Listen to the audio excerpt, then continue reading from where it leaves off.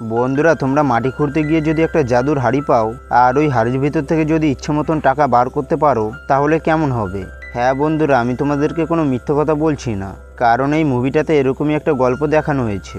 আর এই মুভিটার পদে পদে টুইস্টে ভরা, তাই সবাইকে রিকোয়েস্ট করব ভিডিওটা পুরোটা দেখার জন্য। মুভির কাহিনী শুরু হয় 1918 সালে, যেখানে আমরা একটা লোককে দেখতে পাই যে একটা কুয়ো খুঁড়ছিল।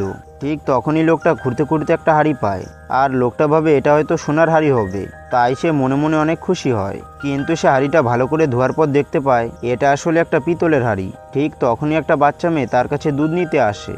লোকটার হাতে তখন সেই হাড়িটা ছিল, তাই লোকটা ওই হাড়িটা দিয়ে মেয়েটাকে দুধ এনে দেয়। এরপর সে আবারও কুয়োটা খুঁড়তে শুরু করে। তখন লোকটা দেখতে পায় ওই হাড়িটার ভেতর থেকে দুধ বেরিয়ে আসছে, যা দেখে লোকটা ভাবে আমি তো এই হাড়ির ভেতরে অল্প দুধ রেখেছিলাম, তাহলে এর ভিতরে এত দুধ আসলো কি করে? তাই লোকটা তার বাড়িতে থাকা সব জিনিসে দুধ ঢালতে শুরু করে, কিন্তু তা সত্ত্বেও হাড়ির দুধ শেষ হচ্ছিল না। তাই লোকটা বিরক্ত হয়ে হাড়িটাকে উল্টো করে দেয়। তখন সে দেখতে পায় হাড়ি থেকে দুধ পড়া বন্ধ হয়ে গেছে, যা দেখে লোকটা বুঝতে পারে এটা কোনো সাধারণ হাড়ি না, এটা হলো একটা জাদুর হাড়ি। মানে এর ভিতরে যা রাখা হবে তাই বেরোতে থাকবে। আর বন্ধুরা, দেখতে দেখতে লোকটা জমিদার হয়ে যায়। এরপর একদিন রাতে দুটো চোর ওই লোকটার বাড়িতে আসে। চোর দুটো বাড়ির ভিতরে ঢুকে দেখতে পায় অনেক দামি দামি জিনিস রয়েছে, এমনকি তারা একটা লকারও দেখতে পায়। আর লকারটা খোলার পর চোর দুটো ওই হাড়িটাকে দেখতে পায়। চোর দুটো তখন মনে মনে ভাবে এটা নিশ্চয়ই কোনো দামি জিনিস হবে, তাই এটাকে লকারের মধ্যে রাখা হয়েছে। এই জন্য চোর দুটো জাদুর হাড়িটাকে চুরি করে নিয়ে যাচ্ছিল, কিন্তু তখন বাড়িতে থাকা দারোয়ান তাদেরকে দেখে ফেলে আর পিছু করে। চোর দুটো তখন দৌড়তে দৌড়তে একটা ব্রিজের উপর চলে আসে এবং নিজেদের জীবন বাঁচানোর জন্য ওই জাদুর হাড়িটাকে জলের মধ্যে ফেলে দেয়। এরপর আমাদেরকে 2019 সালের দৃশ্য দেখানো হয়, যেখানে আমরা রাহুল নামের একটা ছেলেকে দেখতে পাই। আর সে বিনা টিকিটে ট্রেনে চেপেছিল বলে তাকে 5,000 টাকা ফাইন দিতে হয়। তখনই সেখানে আকশয়া নামের একটা মেয়ে আসে আর টিটিকে টিকিট দেখিয়ে রাহুলকে বাঁচিয়ে নেয়, যার জন্য রাহুল আকশয়াকে ধন্যবাদ জানায়। কিন্তু আকশয়া তার পকেট থেকে 2,000 টাকা বার করে নেয়। এরপর একদিন রাহুলের জন্মদিন ছিল বলে সে তার বন্ধুদেরকে ইনভাইট করে, কারণ আজকে তার বাবা মা বাড়িতে নেই। এরপর কিছুক্ষণ পর রাহুলের গার্লফ্রেন্ড আসে। রাহুল তখন বলে তুমি একটু বসো, আমি স্নান করে আসছি। কিন্তু তখনই সেখানে ভবিষ্যৎ বলে একটা লোক চলে আসে, আর তার তবলা বাজানোর আওয়াজ শুনে রাহুলের গার্লফ্রেন্ড সেখান থেকে চলে যায়। তাই রাহুল রেগে গিয়ে বাইরে বেরিয়ে আসে আর লোকটাকে উল্টোপাল্টা কথা বলতে থাকে। তখন ভবিষ্যৎ বলা লোকটা বলে তুমি আমাকে অপমান করেছো, তাই আমাকে সরি বলো, না হলে তোমাকে অনেক পস্তাতে হবে। কিন্তু রাহুল তাকে সরি না বলে তাকে এখান থেকে চলে যেতে বলে। তখন লোকটা বলে 5 মিনিটের মধ্যে তুমি আমাকে খুঁজবে, কিন্তু আমাকে পাবে না। এই বলে রাহুলের মুখের সামনে তবলা বাজিয়ে সেখান থেকে চলে যায়। এরপর রাহুল ঘরে গিয়ে জামাকাপড় পরছিল, কিন্তু একটাও জামাকাপড় তার ফিট হচ্ছিল না, কারণ রাহুলের চেহারা পুরোপুরি পাল্টে গিয়েছে। মানে রাহুলের ওই লোকটা দিয়ে অভিশাপ লেগে গেছে। সেই জন্য রাহুল ভবিষ্যৎ বলা লোকটাকে খুঁজতে শুরু করে, কিন্তু কোথাও খুঁজে পায় না। তাই রাহুল বাড়িতে এসে ভাবে আমি হয়তো স্বপ্ন দেখছি, আর ঘুম থেকে উঠলে হয়তো সবকিছু পাল্টে যাবে। এই বলে সে ঘুমিয়ে পড়ে। পরের দিন যখন রাহুলের বাবা মা বাড়িতে আসে, তখন তারা অন্য একটা লোককে এখানে দেখতে পায়। তাই তারা মনে করে তাদের বাড়িতে হয়তো চোর এসেছিল, সেই জন্য পুলিশকে খবর দেয়। কিন্তু রাহুল বলে মা, আমি তোমার ছেলে রাহুল, আর একটা ভবিষ্যৎ বলা লোক আমার এরকম অবস্থা করে দিয়েছে। কিন্তু তার বাবা মা তার কথায় বিশ্বাস করে না, সেই জন্য তাকে পুলিশের কাছে ধরিয়ে দেয়। পুলিশ যখন রাহুলকে নিয়ে যাচ্ছিল, তখন ড্রাইভার অন্য একটা গাড়িকে অ্যাক্সিডেন্ট করে, আর এই সুযোগটা কাজে লাগিয়ে রাহুল সেখান থেকে পালিয়ে যায়। অন্যদিকে আকশার মাসা দুজন পুলিশ অফিসারের গাড়ি চুরি করে মুট্টা নামের এই লোকটার গ্যারেজে নিয়ে আসে। মানে তারা গাড়ি চুরি করে মুট্টার গ্যারেজে বিক্রি করে। একদিন মাসা আর আকশা সিনেমা হলে সিনেমা দেখছিল আর সিটি মারছিল। তখন তাদের পিছনে একটা লোক বসেছিল এবং সে তাদেরকে দেখে বিরক্ত হচ্ছিল, তাই তাদেরকে চুপ করতে বলে। কিন্তু আকশায় তার মাথায় একটা ঘুষি মেরে দেয়। এরপর আমাদেরকে জেলের ভিতরের দৃশ্য দেখানো হয়, যেখানে একটা মহিলা পুলিশ অফিসার একটা মহিলাকে অনেক টর্চার করছিল। তখনই সেখানে আকশা এসে ওই মহিলা পুলিশ অফিসারকে ইচ্ছে মতন মারতে থাকে। এসব কিছু করার জন্য ওই মহিলাটা আকশায়ের কাছে এসে ধন্যবাদ জানায় আর বলে তোমাদের দেখে তো ভালো মানুষ মনে হয়, কিন্তু তোমরা এই জেলের ভিতরে আসলে কি করে?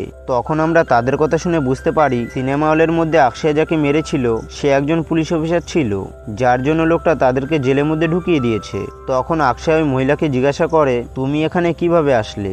মহিলাটা তখন বলে আমি পিঠে বিক্রি করতাম, আর আমার ঘরের পাশে একটা নদী ছিল যেখানে আমি আমার বাসনপত্র পরিষ্কার করতাম। কিন্তু একদিন আমি নদীর ভিতরে একটা হাঁড়ি পাই, তাই আমি হাঁড়িটাকে বাড়িতে এনে হাঁড়ির ভেতরে পিঠে রেখে বিক্রি করছিলাম। কিন্তু ওই হাঁড়ির ভিতর থেকে পিঠে বার করা সত্ত্বেও পিঠেগুলো শেষ হচ্ছিল না। তাই আমি সেটাকে পরীক্ষা করার জন্য 100 টাকার নোট ফেলে দিই। তখন আমি দেখতে পাই এর ভিতর থেকে অনেকগুলো টাকা বার হচ্ছে।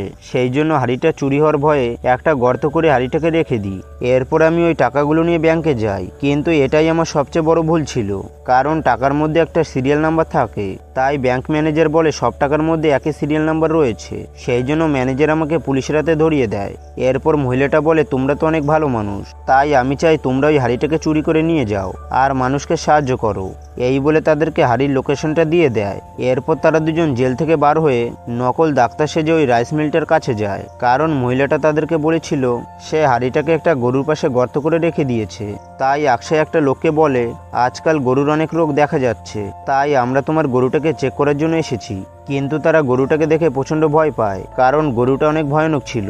কিন্তু তার সত্ত্বেও তারা গরুটার কাছে যায়। কিন্তু তখনই সেখানে মানাস্তা চলে আসে, আর তাকে দেখে তারা দুজন প্রচণ্ড ভয় পেয়ে যায়, কারণ এই বাড়িটা মানাস্তার ছিল।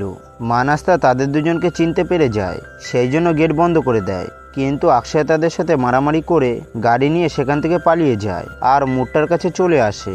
মুট্টা তখন মাসার ব্যাপারে জিজ্ঞাসা করে। অক্ষয় তখন বলে মাসা পিঙ্কিকে অনেক ভালোবাসতো, কিন্তু মাসার বাবা অনেক ঋণ ছিল বলে পিঙ্কিকে মানাস্তার কাছে বিক্রি করে দিয়েছে। তাই তুমি যদি পিঙ্কিকে এনে দিতে পারো তাহলে মাসা তোমার ভালোবাসা অ্যাকসেপ্ট করে নেবে। এটা শুনে মুট্টা একটা অজ্ঞান করার বন্দুক নিয়ে মানাস্তার বাড়িতে চলে আসে, কিন্তু সে ভুল করে পিঙ্কির সাথে মানাস্তাকেও ধরে নিয়ে আসে। আর তাদের প্ল্যান মতন সবকিছু হয়েছে বলে তাই তারা দুজন আবারও মানাস্তার বাড়িতে চলে আসে। কিন্তু তারা যখন মানাস্তার বাড়িতে ঢুকবে তখন দেখে সেখানে অনেক লোক রয়েছে। আসলে মানাস্তার পিঙ্কির গায়েব হওয়ার খবর সবাই জেনে গিয়েছে, কিন্তু হঠাৎ করে পিঙ্কির জ্ঞান ফিরে যায়। তাই সে মানাস্তাকে কাঁধে করে বাড়িতে চলে আসে, যার জন্য তাদের প্ল্যান ফেল হয়ে যায়। এরপর মানাস্তা মুট্টার কাছে এসে তাকে প্রচণ্ড মারধর করে এবং অক্ষয় আর মাসার সমস্ত ইনফরমেশন নিয়ে নেয়, যার কারণে মাসা আর অক্ষয়কে একটা ফাঁকা ঘরের মধ্যে বেঁধে রাখে। মাসা তখন তাদেরকে জিজ্ঞাসা করে তোমরা দুজন আমার পিছনে কেন পড়েছো, কিন্তু তারা দুজন সত্যি কথা বলতে পারবে না। তাই আবারও মাসাকে নিজেদের জালে ফাঁসানোর চেষ্টা করে এবং বলে ভালো করে চিন্তা করো তুমি আমাদের সাথে কি করেছো, আর বলে তুমি বাড়ি গিয়ে তোমার বিয়ের ছবিগুলো দেখো, তাহলে বুঝতে পারবে আমাদের সাথে কি করেছিলে। এটা শুনে মানাস্তা তার লোকজন নিয়ে তার বাড়িতে এসে বিয়ের ছবিগুলো দেখতে শুরু করে। সেই সুযোগে অক্ষয় মাসা সেখানে থাকা গুন্ডাদেরকে মেরে পালিয়ে যায়। অন্যদিকে রাহুল তার বন্ধুকে একটা হোটেলে ডাকে আর তার কষ্টের কাহিনীটা খুলে বলে যে তার চেহারাটা কিভাবে বদলে গেছে, কিন্তু তার বন্ধু তার কোনো কথাই বিশ্বাস করে না। তাই সে সেখান থেকে চলে যায়। কিন্তু অক্ষয় মাসা রাহুলের এই কথাগুলো শুনে ফেলে, তাই তারা দুজন ঠিক করে তাদের সঙ্গে রাহুলকেও নিয়ে যাবে। সেই জন্য তারা রাতের বেলায় রাহুলের সাথে দেখা করে আর তাকে ভরসা দিতে থাকে যে ভবিষ্যৎ বলা লোকটা আমাদেরও চেহারা বদলে দিয়েছে। এইভাবেই নিজেদের কথার জালে ফেলে রাহুলকে তাদের বাড়িতে নিয়ে যায় আর রাহুলকে বলে আমরা শুনেছি মানাস্তার বাড়িতে একটা জাদুর হাড়ি আছে, যার সাহায্যে আমাদের সব সমস্যাগুলো ঠিক হয়ে যাবে।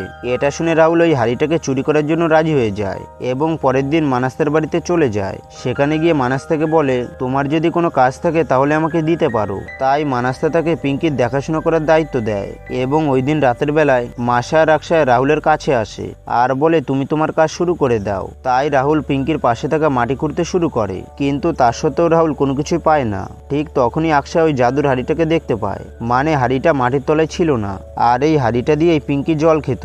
তাই অক্ষয় রাহুলকে ওই হাড়িটা দিতে বলে, কিন্তু রাহুল বলে এটা তো একটা পিতলের হাড়ি আর এটা বিক্রি করে আমরা তেমন কিছু পাবো না। ঠিক তখনই সেখানে বন্দুক নিয়ে মানাস্তা চলে আসে, যার জন্য তারা তিনজন সেখান থেকে দৌড়ে পালিয়ে যায়।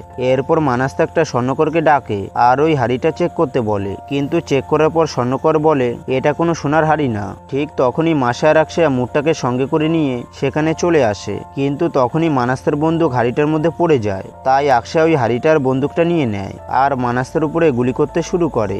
দুটো গুলি করার পর মানাস্তা বলে সবাই হাত নিচে নামিয়ে দাও, কারণ বন্দুকে দুটো গুলি ছিল আর এখন সেটাও শেষ হয়ে গেছে। কিন্তু তখন অক্ষয় বন্দুক ফেলে দেয় আর জাদুর হাড়ির ভেতর থেকে আরো একটা বন্দুক বার করে গুলি করে এবং সেখান থেকে পালিয়ে পালিয়ে যায়। কিন্তু মানসতাত্ত্বার লোকেরা আকশার পিছু করতে থাকে, যার জন্য তাদের মধ্যে প্রচুর মারামারি হয়। আর তারা মারামারি করতে করতে একটা ব্রিজের উপর চলে আসে এবং মারামারি করতে করতে দুজন ওই জাদুর হাড়িটা নিয়ে জলের মধ্যে পড়ে যায়। তাই তারাও জলের মধ্যে ঝাঁপ দেয়। তখন দেখা যায় জাদুর হাড়িটা ভেসে অনেক দূরে চলে গেছে। তাই আকশাই আর মাসা অনেক কষ্টে জল থেকে উঠে আসে। আর তাদের হাত থেকে জাদুর হাড়িটা হাতছাড়া হয়ে গিয়েছিল বলে তারা দুজন ঠিক করে আজকের পর থেকে তারা এসব রিস্কের কাজ আর করবে না, কারণ তারা মানুষকে অনেক ঠকিয়েছে। কিন্তু তা সত্ত্বেও তাদের কাছে কোনো টাকা নেই, তাই তারা ভালো কোনো কাজ করে নিজেদের মতন জীবনযাপন করবে আর সাধারণ মানুষকে সাহায্য করবে। কিন্তু হঠাৎ তখন দেখা যায় আকশার পায়ে ওই জাদুর হাড়িটা আটকে রয়েছে, যা দেখে তারা দুজন প্রচণ্ড খুশি হয়ে যায়। আর বন্ধুরা, এর সাথে সাথে মুভির গল্পটাও শেষ হয়ে যায়। তো বন্ধুরা, তোমাদের এই মুভির গল্পটা কেমন লাগলো সেটা কমেন্ট বক্সে এসে বলে যাবে। আর ভিডিওটা যদি একটু ভালো লেগে থাকে তাহলে একটা লাইক দিয়ে চ্যানেলটিকে অবশ্যই সাবস্ক্রাইব করে রাখবে। তো বন্ধুরা, আবারও দেখা হবে নতুন একটা মুভির এক্সপ্লেন ভিডিও নিয়ে।